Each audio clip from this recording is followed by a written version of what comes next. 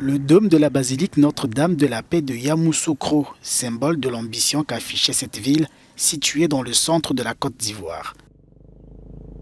Avec ses larges avenues, ses grands espaces boisés et son architecture des années 70, la cité voulait affirmer sa particularité.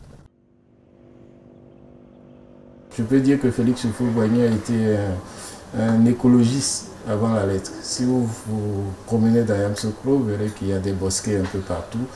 Il y a des arbres le long des principaux boulevards, etc. Il voulait faire une capitale verte.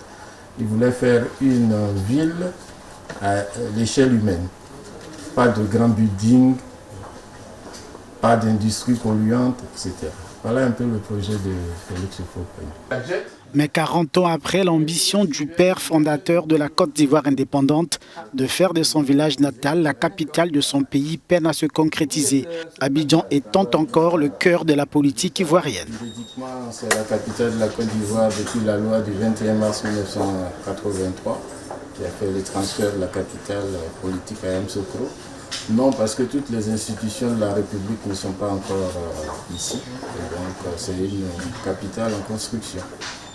Au fil du XXe siècle, le village est devenu une véritable ville et a hérité d'un nom en hommage à Yamousso, reine Baoulé et grande-tante de Félix Houphouët-Boigny. Avant, effectivement, on était plusieurs villages.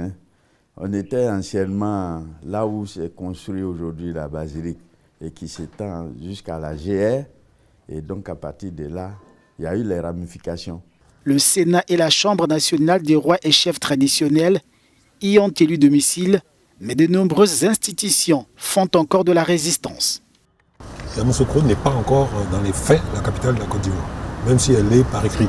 En attendant de devenir la capitale de plein exercice de la Côte d'Ivoire, la ville peut se contenter de son aspect touristique grâce à la basilique et au lac Caïman,